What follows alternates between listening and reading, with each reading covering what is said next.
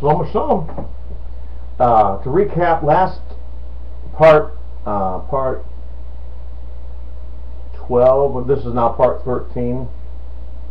We just finished at the fourth day of power, to where the solar cycle is the power picking up where all the fruit trees, the grain, all the earth, everything that's happening can begin to grow and be established.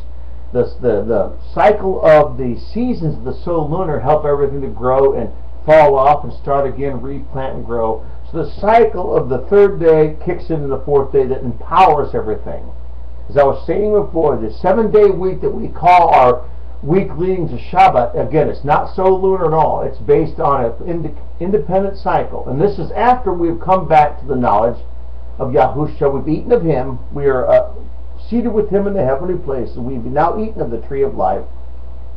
In the first stages, I know we overcome and finish up eating it. But see, we are now functioning in His righteousness now. So we have access to the tree of life. We have not yet attained it. Don't get me wrong. No, there's a finalization of where we actually become Ruach beings and become part of Yahuwah, in the realm of truly partaking of it. Now we have access because of legal grounds of what He has given us. Don't think it's done here like heavens on earth type thing. Heaven will come to the earth, but it's not here. So because we have obtained His righteousness, we're just as blameless and sinless as He is in standing, which allows us to function in the tree of life, but yet not finish the cycle of our life to obtain it. We still have to spend our life overcoming to finally actually eat of it. So I wanted to clarify that so you don't think I'm misleading you. But see, the Sabbath week is the last ingredient of after we've taken the tree of life. Remember, to understand, read Genesis 11 through 1 backwards, and that's how you learn how to meet the Master. You have to see this spiritually and undo all of these negatives that brought man into bondage. See? We just finished the fourth day, the Ruach of power. Okay? Now we're going to the Ruach of knowledge. This gets good. The fifth day is the Ruach of knowledge, of the 7 Ruachs of Yahuwah.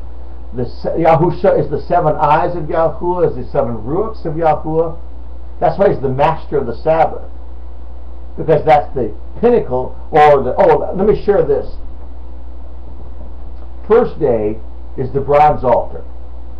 To know light from darkness, the only way that can happen is to be roasted on the bronze altar, the burnt offering altar, to get rid of the old man, to burn the head, to burn the inside. That's the bronze altar day. The 7 pieces of the furniture heading to the mercy seat are the 7-day week. And that's another way to help you to detect. I'm trying to share with you so you'll never be sucked into a moon Sabbath or a solar counted Sabbath. I don't know how that works. The current week right now, Sunday through Saturday, is the Yahuwah's week. Unless they change it, we have to stay on this count. We don't adjust to them if they, change the pagan calendar. So, first day, let me share this with you, is the bronze altar. The second day of understanding, when the waters divide above the waters, is a heaven. That is the laver of washing. And that laver is polished like a sheet of glass. This is what they used to use for mirrors back then. And there's water in the laver for the priests to wash their hands and their feet in. And so you can see through this mirrored surface through the water. Can you imagine how vibrant that is in the sunlight? As well as on the sides. It's polished on the sides too. So you're looking at yourself as in a mirror, seeing Yahusha, gaining understanding, because you have heaven on earth now. You're seated with Him in the heavenlies on the earth, and you're discerning the waters above, your mindset on the above, and yet you have to love your mankind. The covenant's broken if you don't love mankind on the earth. You have to love your neighbors, yourself. You just can't love Yahuwah.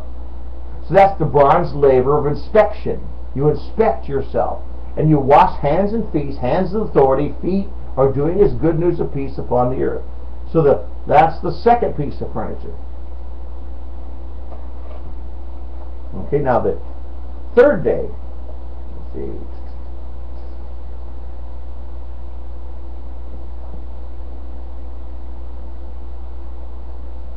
Oh yeah, the third day, that is the to where the waters below are separated, having some land, okay, and all of the plants and the trees bearing fruit, and all of the plant structures are laid down on the third day. And what instrument is that?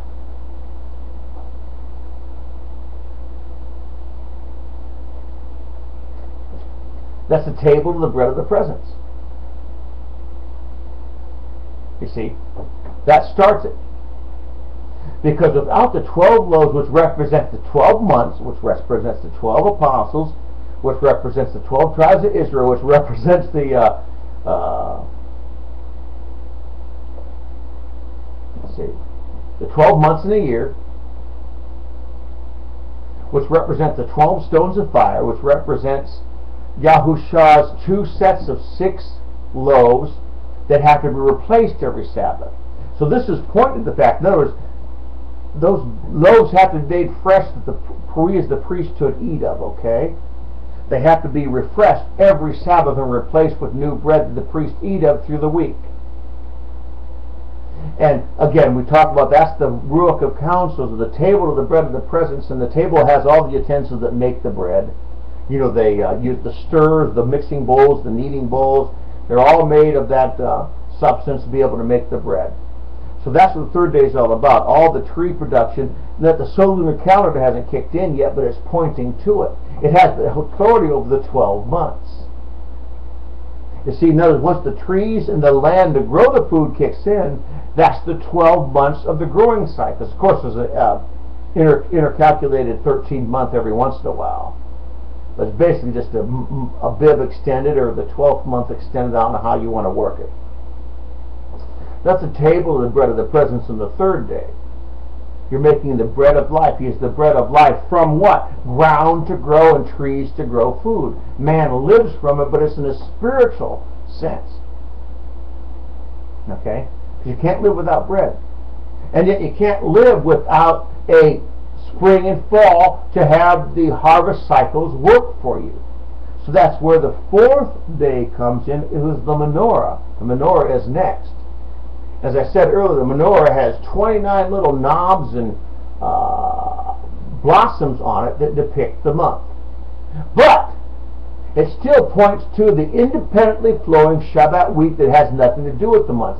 The oil that flows through it comes from the 7-day wheat that brings it life.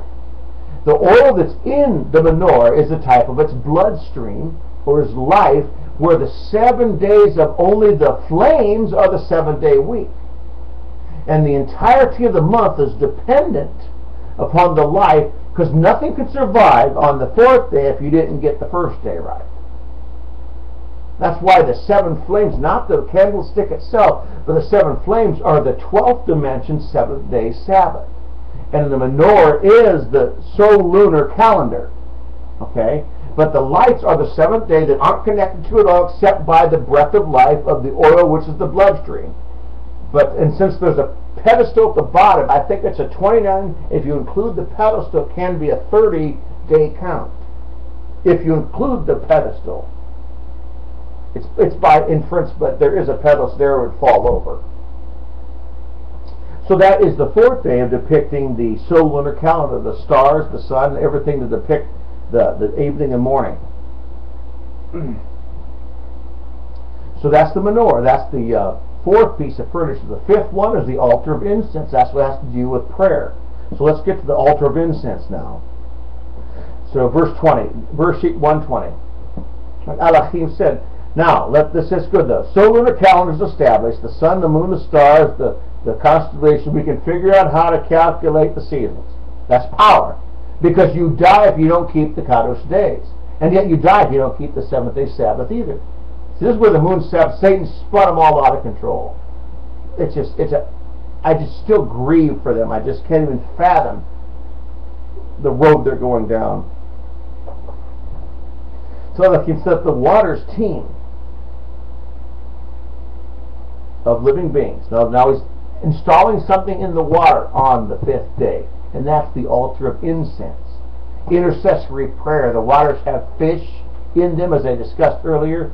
Whenever you have a fish, remember the 153 fish that he caught in Yachanan 20 or 21, whatever that was. Remember they went out and caught those 153 fish? That's nations, tongues, peoples, and languages. And I'm sort of seeing that. I'm not fully convinced, but that's the one. There's 153 races and types of people on the earth. You know, from all the mixed breeding. I think right before he comes, there'll be 153 different type of mingled people upon the earth. Let's just say that's the truth. So that's all these people in the sea, nations, tongues, peoples, and languages. So the 153 fish represent all the people under the water, ministering spirits that minister to the dead. When I intercede on the altar of incense, praying for a friend of mine who is a Christian, they're totally dead in their sins, yet they think they're saved. So when I pray for a Christian dead in their sins, and they don't understand the covenant, I'm asking the Father to send a fish into the sea. So the altar of incense day that always represents prayer and intercession, that has to have hot coals come from the burnt altar on the first day. To bring it in there to smoke the incense over that every day. Okay? It's the altar of incense representing prayer and protection. You know, when you at the Day of Atonement, they bring the incense pan in there and it smokes over the mercy seat so the Father won't kill them when the priest comes in. The smoke is what? Intercession. It's a type of Yahushua who is interceding. So the Father won't kill the priest at the Day of Atonement if he brings in the smoke. It's a stopping of death. And it still is a type of the pillar of fire at night and a pillar of smoke during the day. It's His presence.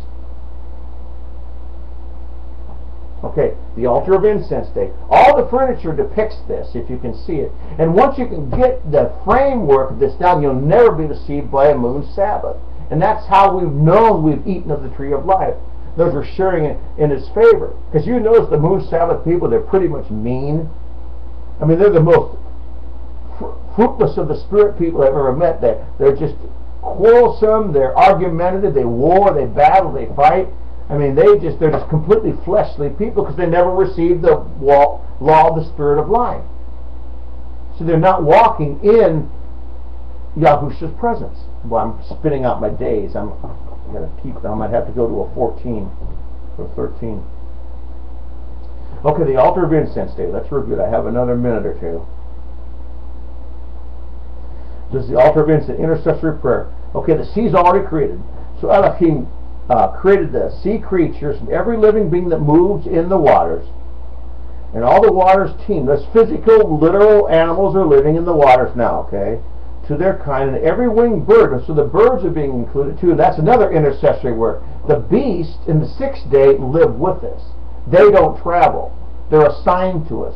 The fish are communicators. In the sea when you pray for a dead man. The angels go above when you intercede and ask the Father for things. Everything you ask for is sent up to heaven and a request down with an answer and with the blessing with it.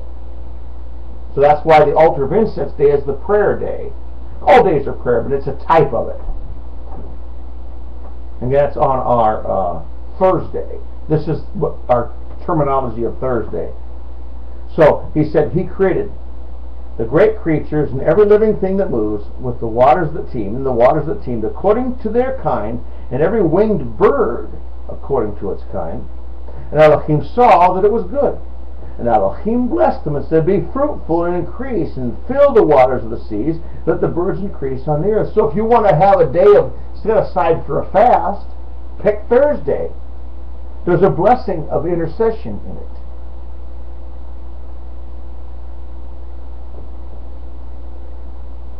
So it came to be the evening and the morning on the altar of incense. See how even the furniture fits and depicts what's going on here?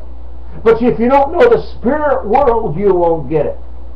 There's literal animals being created here, but the spirit, the ministering angels that Shaul in 4:3 or 4:6, I think it's 4:6, 4:5 or 4:6 of 1 Corinthians. Do you not know you're assigned 10,000 teachers, but you only have one Father, implying Him? He was the father, he was the seed planter in their group. And he was trying to hit around, you automatically get 10,000 angels to be teachers to you, to do all this stuff. You're living out the 7-day week. And that's why if you break the cycle of the 7-day week, you're broken cycle with Yahuwah. You're no longer continual. Will continue.